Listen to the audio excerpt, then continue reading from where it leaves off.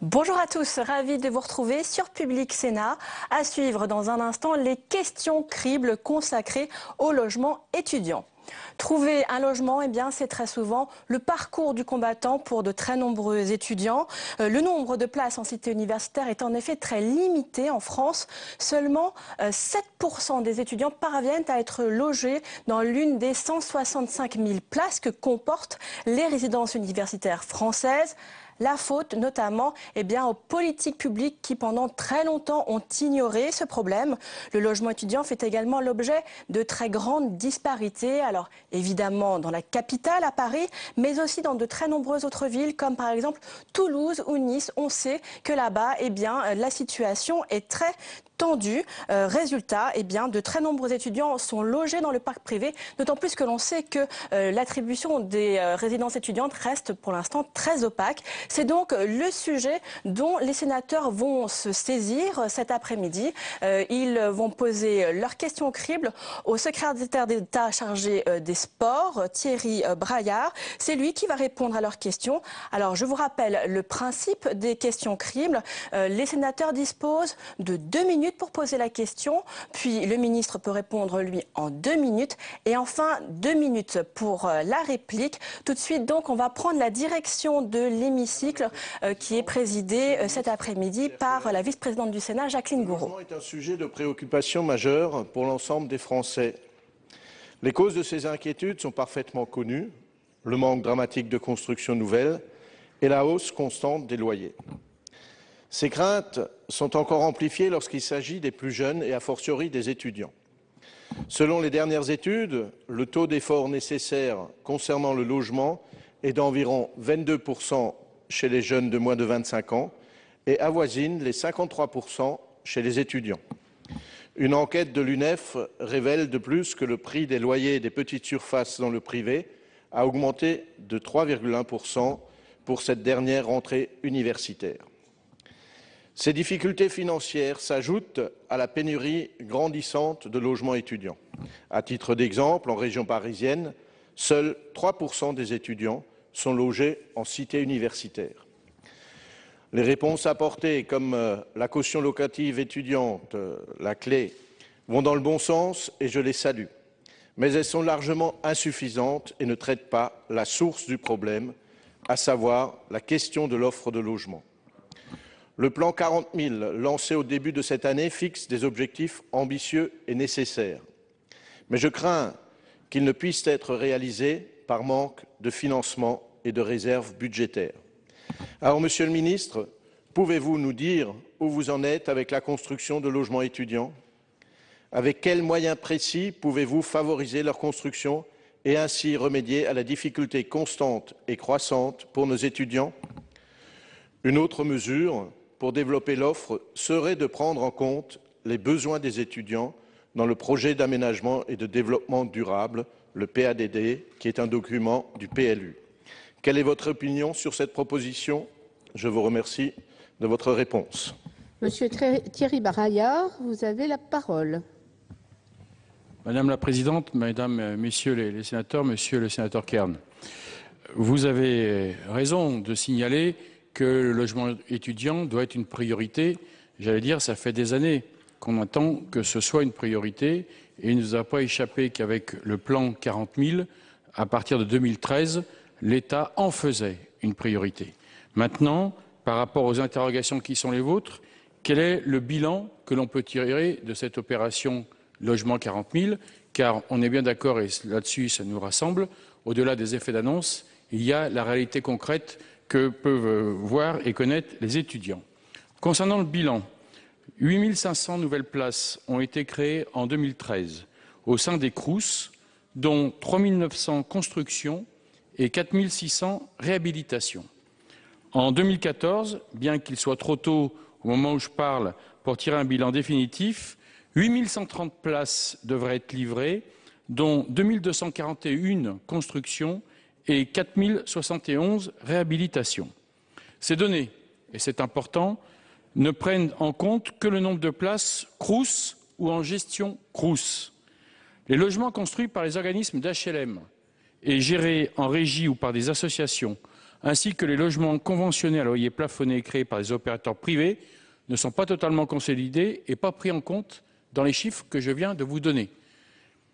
C'est justement l'une des missions de la nouvelle mission qui vient d'être confiée à M. Prévost, c'est-à-dire qu'en complément et à titre d'information, nous pouvons cependant indiquer que 7 661 logements étudiants ont été financés en 2013.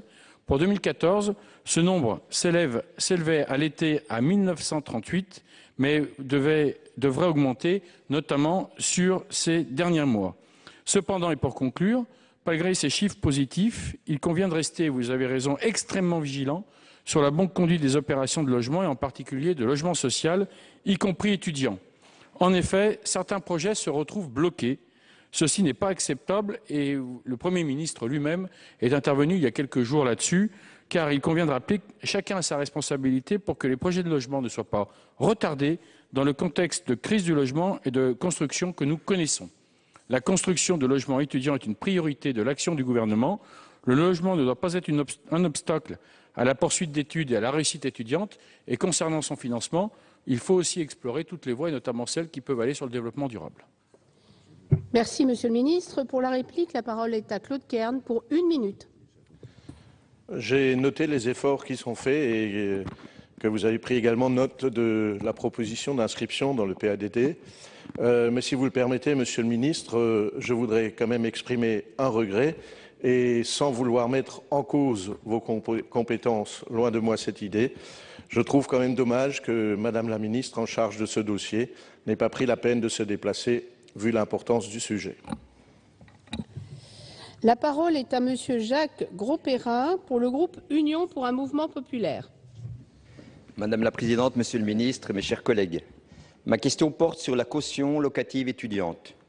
Le logement est le premier poste de dépense, 48% du budget au niveau national et 55% en Île-de-France. Selon l'Observatoire de la vie étudiante, 1,1 million d'étudiants sont locataires du parc privé. Mais 16% d'entre eux, c'est-à-dire 180 000 étudiants, ont du mal à fournir une garantie et à régler la caution demandée par le bailleur. La création d'un dispositif de cautionnement par l'État vise donc ces étudiants qui sont souvent issus de familles modestes.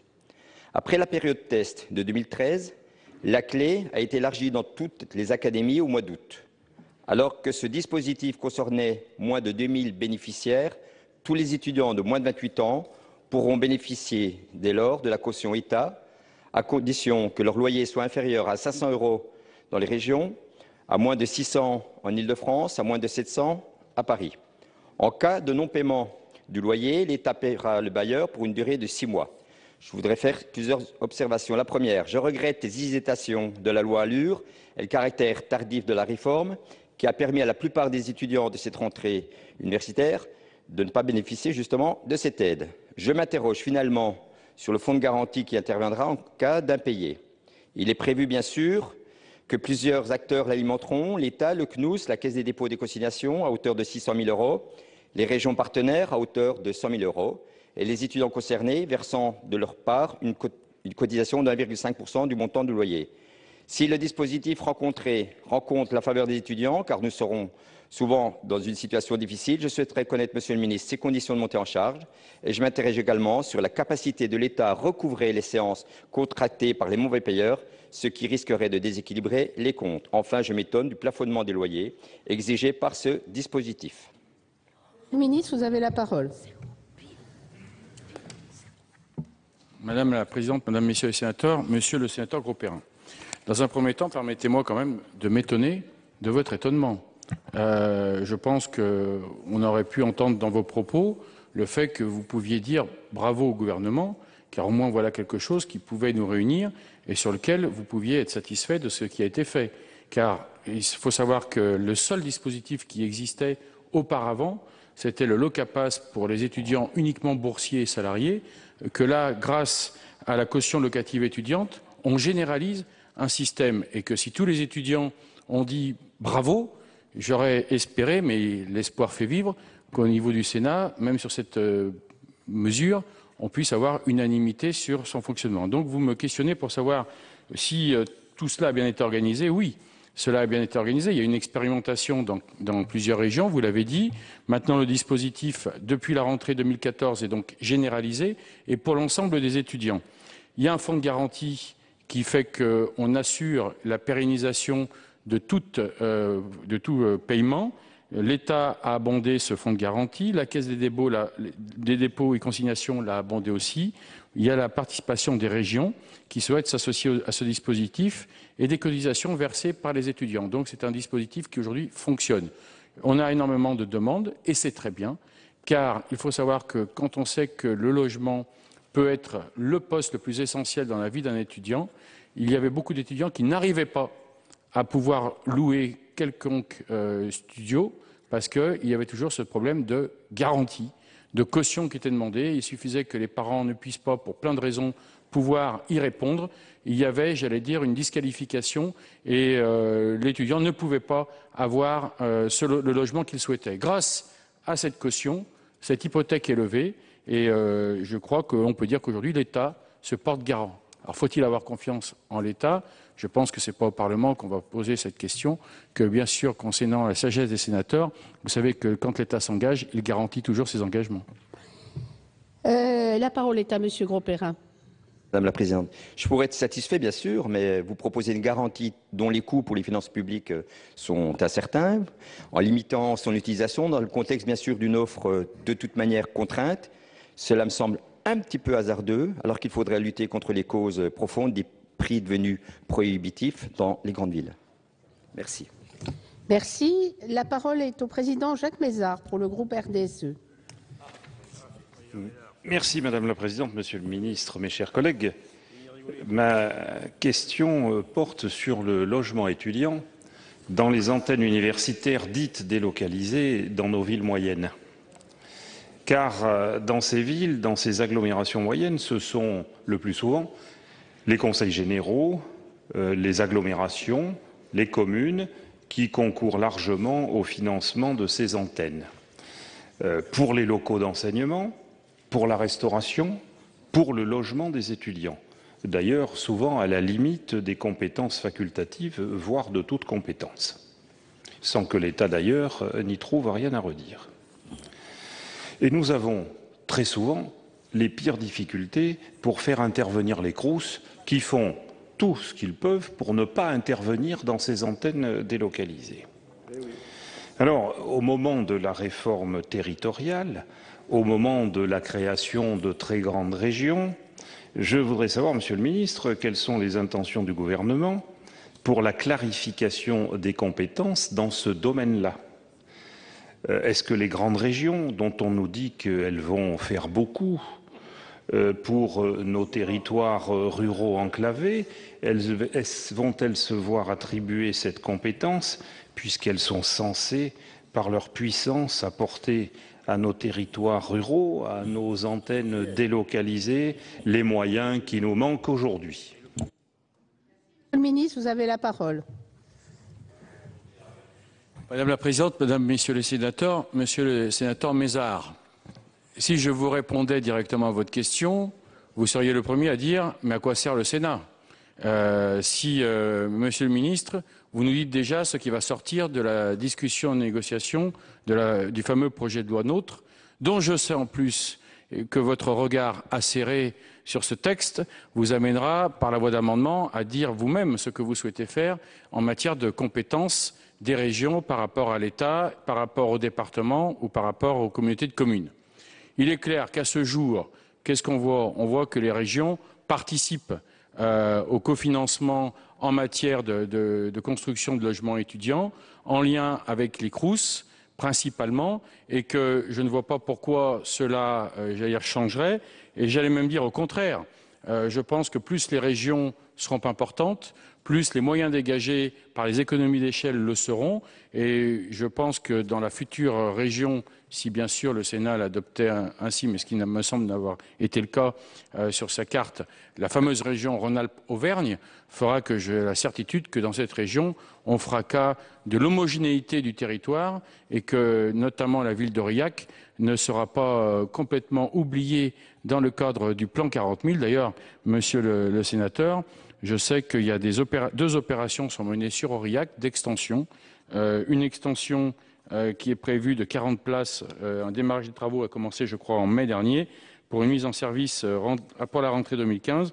Concernant l'IET de l'Université d'Auvergne, il y a l'école d'infirmière et puis vous avez aussi une antenne de l'ESPE. Donc là-dessus, c'est à vous à dire ce que vous le souhaitez, mais je ne pense pas qu'il est prévu pour l'instant que la région s'arrogue le pouvoir concernant le logement étudiant. Pour la réplique, la parole est au président Mézard. Merci Madame la Présidente. Monsieur le Ministre, vous êtes un grand sportif, donc vous savez ce que c'est que botter en touche. Et vous venez de nous en faire une démonstration magnifique. Il n'en reste pas moins que le texte sur la fusion de régions, c'est un projet du gouvernement, que le second texte sur les compétences, c'est un projet du gouvernement, et que je n'ai pas eu l'impression jusqu'ici que le gouvernement ait beaucoup l'intention de changer ses objectifs en la matière. Or, il est important pour nos territoires ruraux de savoir si le gouvernement entend qu'il y ait une véritable clarification sur ces questions d'enseignement supérieur. Car nous avons besoin, par-dessus tout, dans nos territoires ruraux, de matière grise, Monsieur le Ministre, et que les efforts considérables que nous menons pour maintenir et développer de la matière grise, nous sommes à bout financièrement, et qu'il est indispensable que le gouvernement nous dise s'il entend nous aider dans cet objectif-là ou pas. Et jusqu'ici, je dois dire que je n'ai pas eu de véritable réponse. Merci. La parole est à Monsieur Joël Labbé pour le groupe écologiste. Madame la Présidente, Monsieur le Ministre, mes chers collègues, au fil des années, on assiste à une dégradation des conditions de vie des étudiants. Comme l'ont rappelé vos deux collègues ministres chargés, l'une de l'enseignement et l'autre de la recherche, le système ne fait pas que reproduire les inégalités, il les aggrave. Le parc privé loge une grande majorité des étudiants, 340 000 logements réservés aux étudiants pour un total de 2,5 millions d'étudiants. Le nombre d'étudiants est en augmentation de 2% par an. C'est mieux que notre taux de croissance. En France, on n'a plus de croissance, mais on a encore de plus en plus d'étudiants, et c'est là une véritable richesse. Un tiers des étudiants vivent chez leurs parents, ceux qui ont la chance d'avoir cette proximité de famille. Un tiers loue un logement privé, seul ou en couple, et le dernier tiers se partage entre la colocation et les trop rares places en logement réservés aux étudiants. Trop peu d'étudiants bénéficient de bourses, et nombreux sont ceux qui doivent travailler pour vivre en menant leurs études. Dans un contexte de chômage galopant, avouez que cela relève d'un comble. Étudier pour éviter le chômage et devoir travailler pour étudier. Les aides au logement, les APL notamment, ont eu depuis leur mise en place un effet pervers, celui de faire augmenter les loyers. C'est là un phénomène économique bien connu. Il faudra instaurer un plafonnement des loyers afin de remédier à cette situation. Les plus touchés sont là encore les étudiants, car ils changent souvent de logement, permettant ainsi aux propriétaires de revaloriser le loyer quasiment à chaque rentrée universitaire. Aucune autre inégalité, les loyers les plus élevés au mètre carré sont ceux des plus petites surfaces, donc celles privilégiées par les étudiants faute de moyens. Dans ce contexte, Monsieur le Ministre, pouvez-vous nous donner un calendrier de la mise en place de l'encadrement des loyers tel qu'il a été voté par le Parlement? Cette mesure est essentielle, notamment pour les plus petits logements, majoritairement occupés par les étudiants, et seul à même actuellement, dans notre contexte budgétaire, de leur donner une bouffée d'air pur, car ils en ont grand besoin. Merci, Monsieur le Ministre, vous avez la parole. Madame la Présidente, Mesdames et Messieurs les sénateurs, Monsieur le sénateur Labbé, tout d'abord, parce que je ne l'ai pas fait lors de ma première réponse, vous m'autoriserez à excuser Geneviève Fioraso, qui est en déplacement en Argentine et qui ne pouvait pas être présente aujourd'hui. Et donc c'est pour cela que j'ai le plaisir de la remplacer. Sur un sujet où, de façon générale, dans le début de vos propos, faut-il rappeler que le gouvernement, qui a des projets de loi, mais qui a aussi déjà fait voter des textes et qui a mis en place un plan concernant la vie étudiante et le logement étudiant, qui est le sujet qui nous rassemble aujourd'hui. Je rappelle quand même le plan 40 000, où j'ai répondu tout à l'heure à votre question. Je rappelle la mise en place de la caution locative étudiante pour l'ensemble des étudiants. Je rappelle aussi, et ça ne nous a pas échappé, qu'il y a 135 000 nouveaux boursiers à cette rentrée et que ce n'est pas l'opération du hasard, c'est des choix budgétaires assumés qui fait qu'on augmente le nombre de boursiers. Vous savez que ça a été la petite polémique concernant les bourses au mérite, mais il me valait mieux, de mon point de vue, avoir plus de boursiers, 135 000, c'est 458 millions d'euros supplémentaires sur cette ligne budgétaire. C'est un choix politique que nous assumons. Alors, derrière, vous posez après une question plus précise concernant l'encadrement des loyers et la loi Allure qui a été votée par le Parlement en avril 2014. Il se trouve que, vous le savez, le Premier ministre l'a rappelé aux côtés de Mme Pinel, ministre du Logement et des Territoires et de la Ruralité, que cette loi Allure, concernant l'encadrement des loyers, allait être mise en place de façon pragmatique et non pas de façon universelle et à partir d'une date donnée. C'est la raison pour laquelle, dans cette évolution, il y aura une expérimentation sur Paris à partir de 2015 et, comme l'a dit le Premier ministre, toutes les agglomérations qui le souhaiteront pourront mettre en place cette avancée pragmatique. Je sais que l'agglomération lilloise a commencé à émettre une volonté et j'allais dire on fera du cas par cas pour voir comment cette expérimentation sera menée en lien avec l'Observatoire des loyers, car on ne peut pas mener cette politique d'encadrement sans avoir les résultats de l'Observatoire des loyers. Merci, Monsieur le ministre. Sur l'ensemble du territoire, je termine, Madame la Présidente, on n'a pour l'instant pas les données suffisantes pour faire ça de façon territoriale. Monsieur Labbé, vous avez la parole. Merci de cette réponse. Monsieur le ministre, vous n'étiez pas accusé, c'était un constat. Effectivement, des efforts sont faits, vous l'avez dit, et on ne peut que les reconnaître, mais ils sont encore insuffisants. On se doit de s'en rendre compte.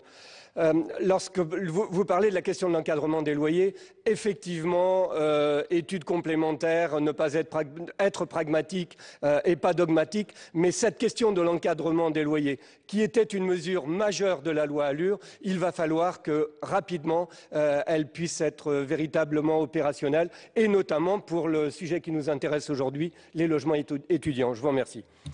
Merci. Madame Brigitte Gonthier-Maurin pour le groupe communiste républicain et citoyen. Merci Madame la Présidente, Monsieur le Ministre, mes chers collègues. À l'initiative de cette séance, mon groupe souhaite interpeller le gouvernement sur la politique conduite face à la pénurie de logements étudiants.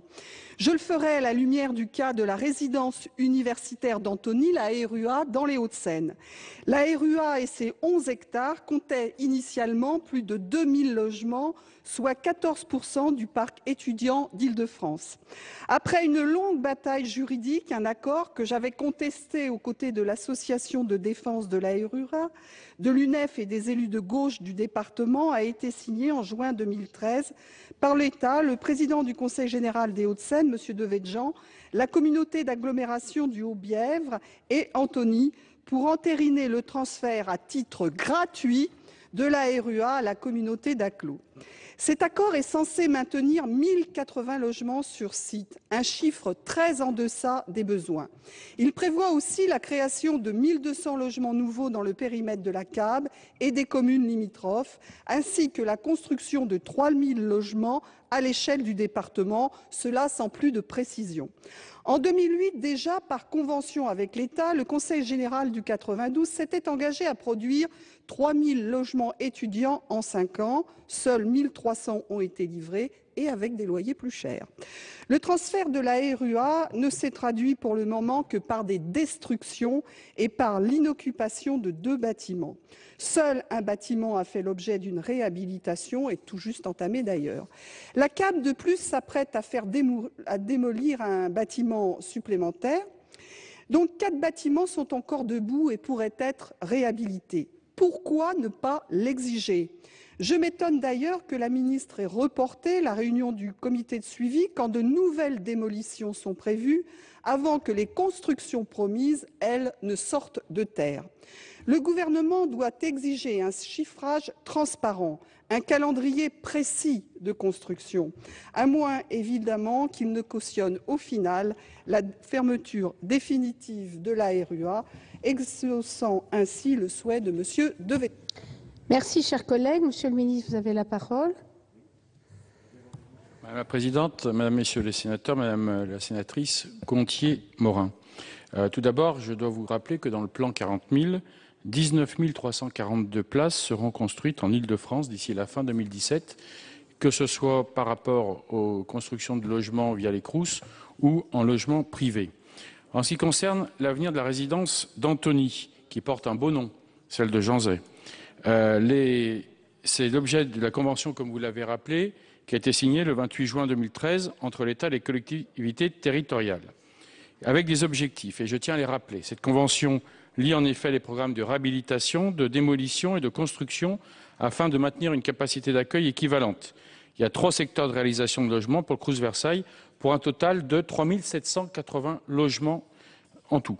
C'est dans ce contexte qu'est intervenue la décision du Conseil communautaire de l'agglomération de Haute-Bièvre de voter le 16 mai dernier une délibération autorisant la démolition du bâtiment G de la résidence Janzay d'Antony, dont les travaux de démolition viennent de débuter.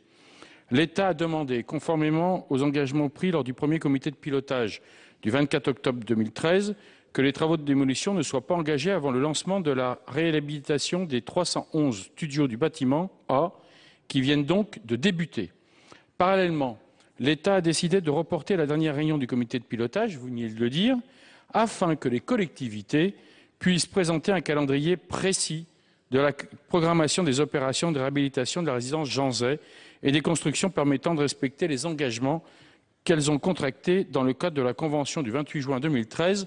Je dois vous dire, Madame la sénatrice, que l'idée de ce report fait qu'on veut une décision définitive avant la fin de cette année. Je tiens donc à vous rassurer sur la détermination de l'État qui sera dans ce dossier ni naïf ni complaisant. Et on a demandé au recteur de Versailles et au préfet des Hauts-de-Seine de suivre avec la plus grande attention la mise en œuvre de ce processus et des engagements pris. Merci, Monsieur le ministre. La réplique pour Madame Gonthier-Morin.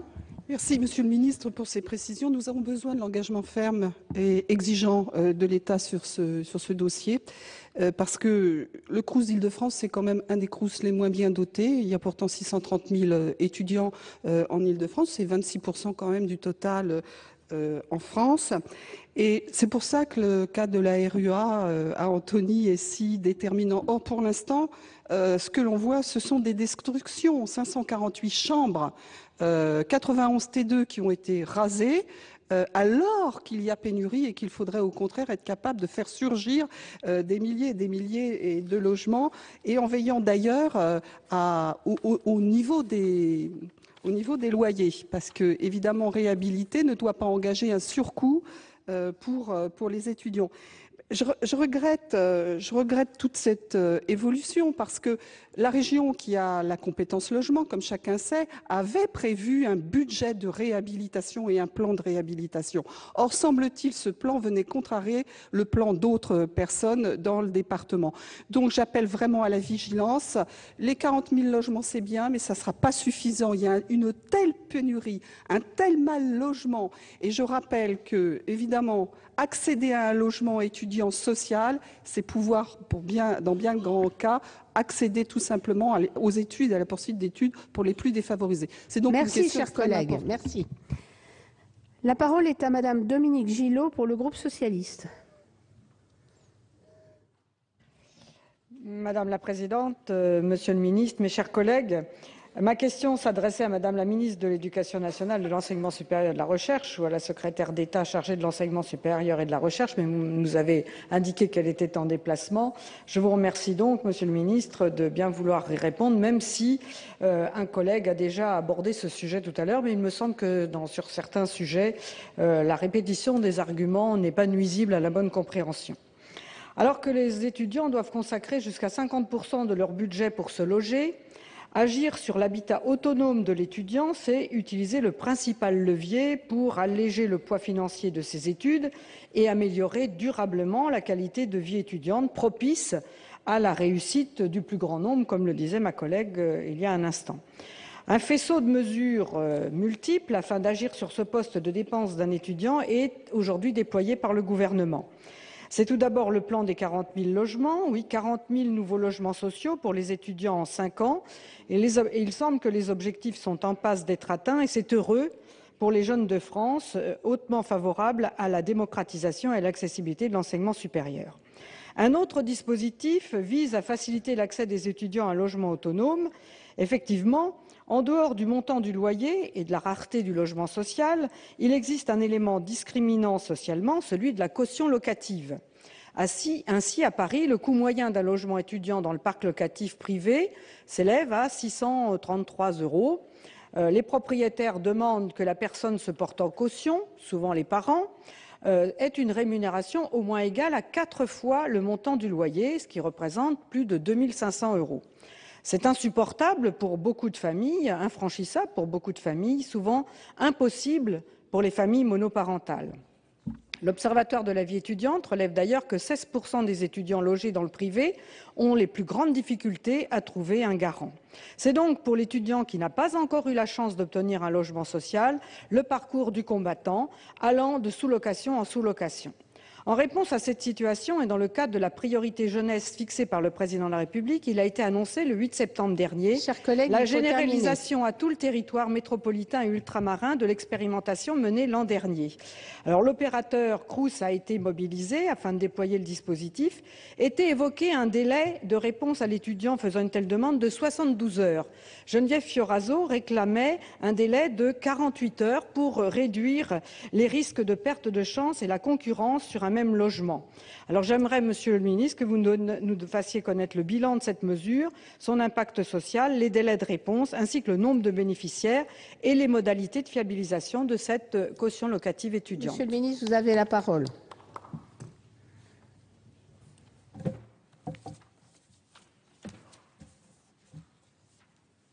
Madame la Présidente, Madame, Messieurs les sénateurs, Madame la sénatrice, merci de reposer cette question, parce que c'est vrai que tout à l'heure, on avait un petit sentiment qui pouvait laisser penser que cette mesure, qui n'a jamais été prise auparavant, il a fallu que ce gouvernement la prenne, commençait à être questionnée, à être discutée, alors qu'elle a l'aval de l'intégralité des étudiants qui vont pouvoir en bénéficier, il faut savoir le dire.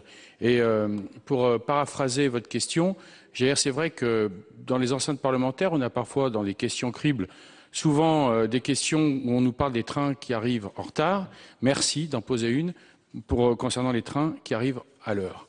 Donc, concernant le bilan que vous me demandiez, 600 demandes de caution locative étudiante avaient été déposées en 2013 lors de la phase d'expérimentation et il n'y a eu aucun cas de défaillance qui a été relevé en 2013. Ça me permet de faire une réponse complémentaire et c'est intéressant de le dire. À la fin de septembre 2014, plus de 5000 demandes de clés de caution locative étudiante ont été déposées et 2658 ont d'ores et déjà été attribuées, ce qui correspond à une montée en charge satisfaisante. Le traitement des dossiers par les Crous se fait en moyenne à 48 heures. Et donc, je crois que c'est important. Il faut aussi, pour les messieurs et mesdames les sénateurs, savoir que pour profiter de ce dispositif, le montant des loyers qui sont couverts par l'État sont plafonnés. C'est 500 € pour une personne seule en province, 600 € en Île-de-France et 700 € à Paris. Pour les couples, ce plafond est majoré de 60 %. En contrepartie, les étudiants doivent cotiser à hauteur de 1,5 % du loyer mensuel, charges comprises, avec un plafond de 9 € pour l'Île-de-France, 10,50 € pour Paris intramuros et 7,50 € pour le reste de la France. Donc un dispositif qui monte en puissance et qui répond à un réel besoin et qui est issu d'une véritable volonté politique. Merci, Monsieur le Ministre. Madame Gillot, vous voulez reprendre la parole ? Madame la Présidente, Monsieur le Ministre, écoutez, merci pour la précision de votre réponse. Effectivement, dans le contexte actuel de pessimisme récurrent, votre réponse porteuse d'optimisme et de volontarisme politique ponctue notre actualité et marque la tenue d'engagements utiles alors que l'impatience reste vive, vous avez pu le constater. Donc face au temps nécessaire pour que la sortie des logements tant attendus arrive à leur terme, il me semble que cette mesure, graduée aussi dans la valeur du coût des loyers qui sont garantis, est tout à fait utile et mérite d'être connue pour donner cette garantie d'un espoir de soutien à la vie étudiante réussie. Merci beaucoup. La parole est à Monsieur Alain Fouché pour le groupe UMP.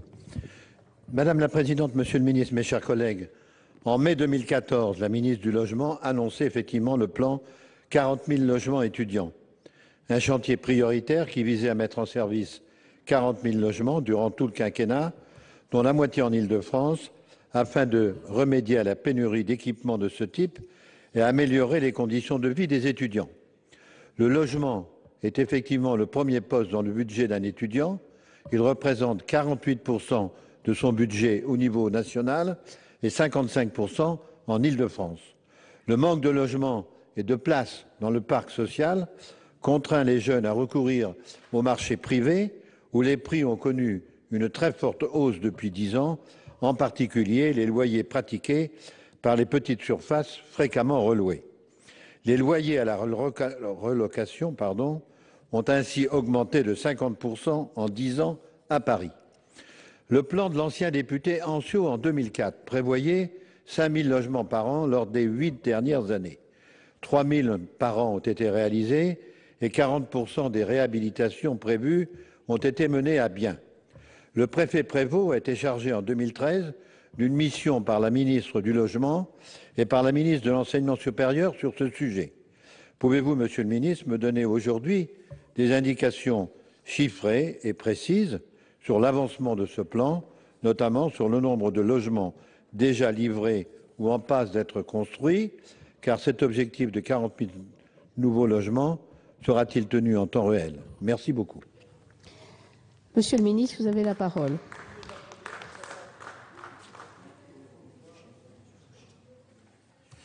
Madame la Présidente, Mesdames, Messieurs les sénateurs, Monsieur le sénateur Fouché, vous n'êtes pas sans savoir que le plan Ancio, parce que vous l'avez dit et vous avez eu cette honnêteté intellectuelle, n'a pas respecté les engagements qui avaient été les siens. Loin s'en faut.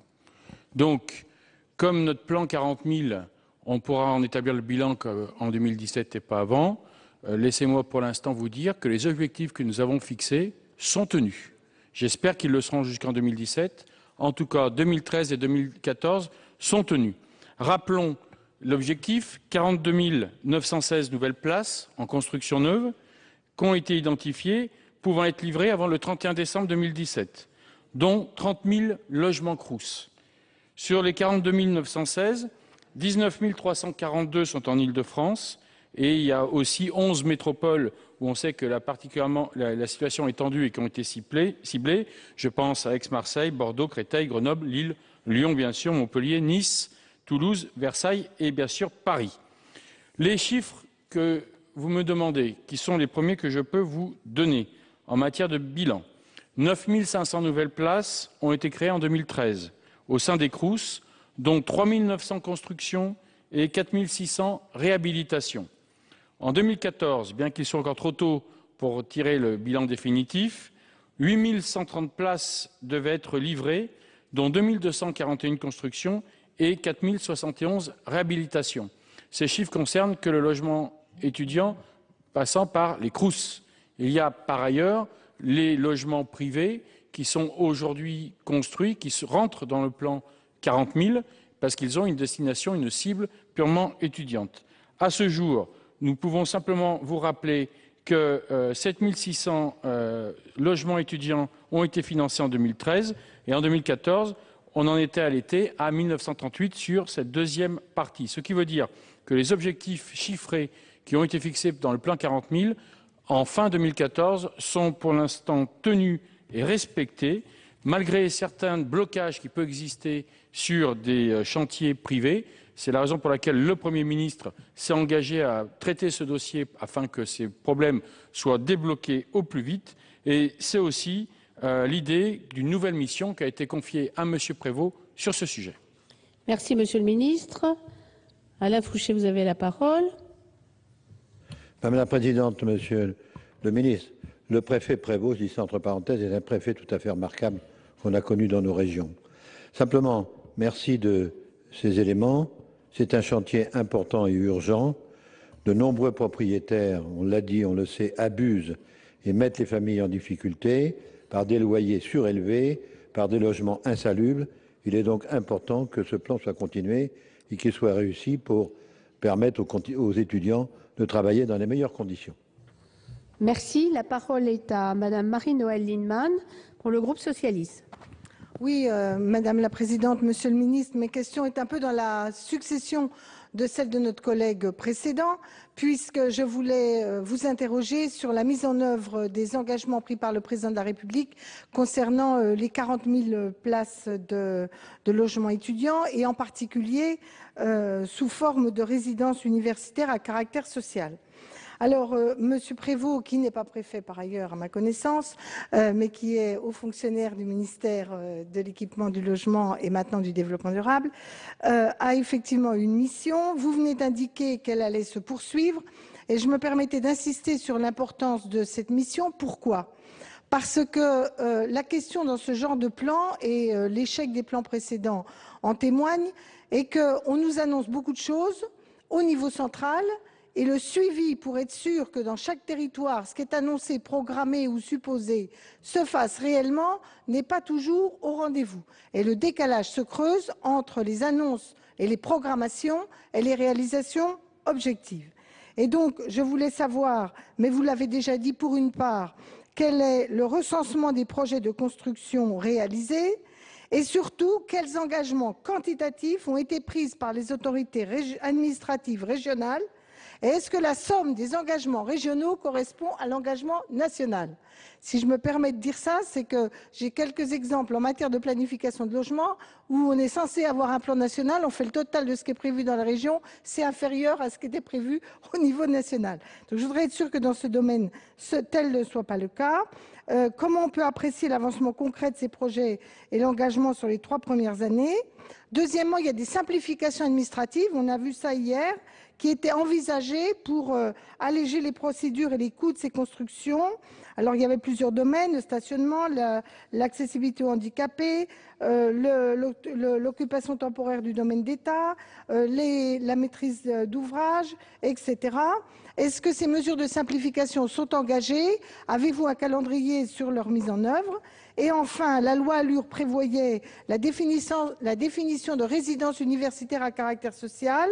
Est-ce que les textes d'application sont engagés et en particulier pour que cette définition s'applique pour le conventionnement de l'APL? Chacun l'a dit, chers collègues. Le poids du logement dans les dépenses des étudiants est essentiel pour leur pouvoir d'achat et leurs conditions d'études. Monsieur le ministre. Madame la Présidente, Mesdames, Messieurs les sénateurs, Madame la Ministre, ce n'est pas moi qui ai dit que Monsieur Prévost avait pris le statut de préfet. En plus, il me semble de mémoire que c'est quelqu'un que vous appréciez beaucoup et qui a collaboré à vos côtés et qui a toute valeur pour mener à bien les missions qu'on lui confie. Il y a plusieurs questions dans votre question. Je vais essayer d'être le plus exhaustif possible. Concernant la programmation, pardonnez-moi si je livre les chiffres comme ça, mais tout est bien calculé. On avait 6 021 logements en 2013 de prévus, 5 380 en 2014, 9 263 en 2015, 9 046 en 2016 et 13 206 en 2017 pour atteindre les 42 916 que j'ai cités tout à l'heure. En ce qui concerne les mesures que vous attendiez, le ministère du Logement et Mme Pinel travaillent actuellement aux précisions réglementaires qui sont relatives au nouveau statut, ce statut qui dépend de la loi ALUR et permet de répondre aux difficultés qui sont liées aux résidences étudiantes financées en PLS et en PLUS, à des logements familiaux ordinaires, c'est ce que vous nous disiez, notamment concernant les modalités d'attribution, la durée d'occupation et de récupération des charges locatives. À cet égard, donc, il convient d'adapter la convention applicable à ces logements, aujourd'hui couverts par la convention applicable aux HLM de droit commun, qui est peu adaptée à leurs spécificités. Par exemple, le régime juridique de ces nouvelles résidences universitaires introduit par la loi ALUR est dérogatoire du droit commun du conventionnement, notamment s'agissant de la durée des baux, dont la durée maximale, me semble-t-il de mémoire, est de 1 an, et de l'absence de droit au maintien dans les lieux. Il y a donc un décret à cet effet qui sera pris très prochainement, Dès lors et jusqu'à ce qu'un décret intervienne, les conventions signées avec les CROUS peuvent et doivent être utilisées en l'état. En matière de simplification, vous avez rappelé déjà le décret du 16 mars 2014 concernant les normes d'accessibilité, l'ordonnance du 3 octobre 2013 concernant les stationnements, et le travail se poursuit dans le cadre de la mise en œuvre du plan 40 000 pour lever les blocages qui peuvent exister pour la réalisation de certaines opérations de logement qui sont bloquées. Je vous l'ai dit, Monsieur le Premier ministre, en liaison avec mon collègue Thierry Mandon, travaille sur ces questions-là. Merci, Monsieur le ministre. Marina Lindemann. Oui, écoutez, je veux féliciter le gouvernement de sa volonté de marcher à rythme soutenu pour l'application de ses engagements, en souhaitant qu'au niveau local, les questions qu'a posées M. Mézard sur les compétences des uns et des autres ne paralysent pas à terme la mise en œuvre des objectifs. Merci beaucoup. La parole est à Madame Colette Mélot pour le groupe UMP.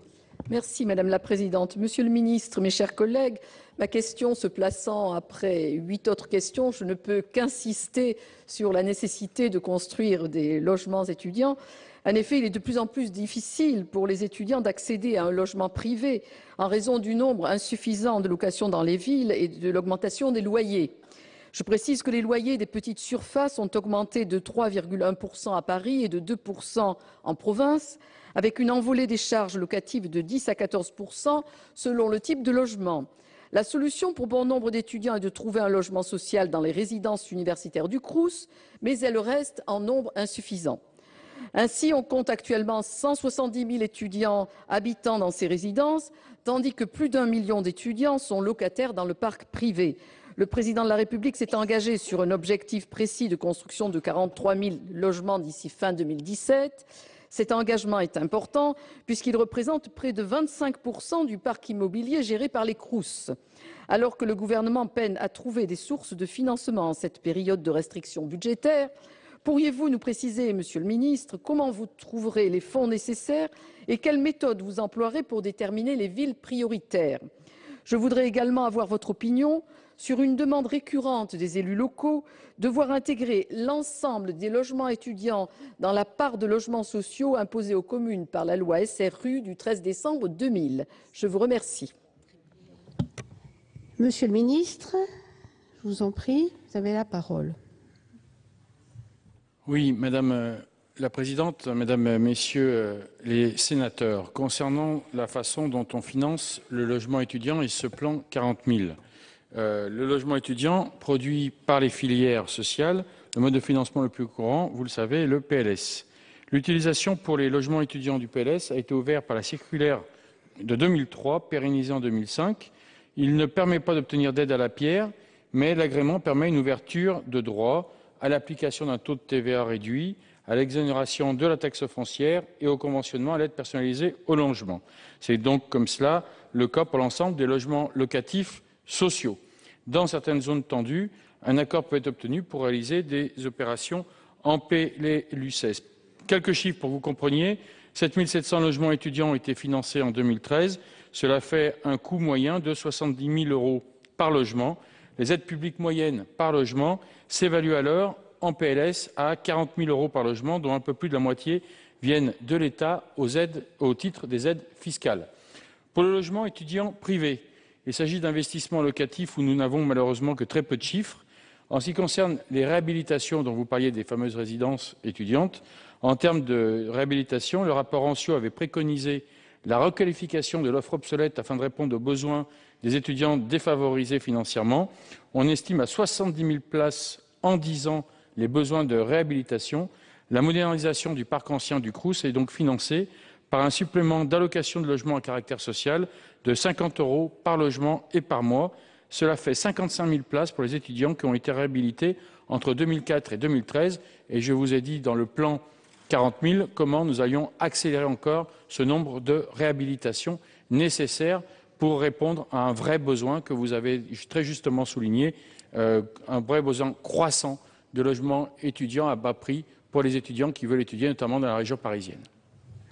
Merci, Monsieur le ministre. Madame Mélot. Oui, merci Madame la Présidente. Monsieur le ministre, je vous remercie pour toutes ces précisions.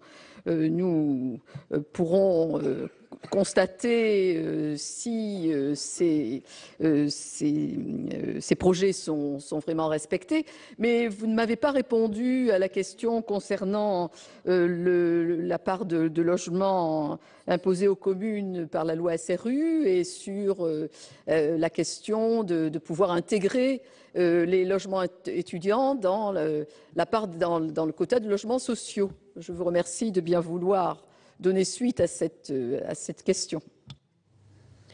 Merci, madame. Je vais suspendre la séance. Merci, monsieur le ministre.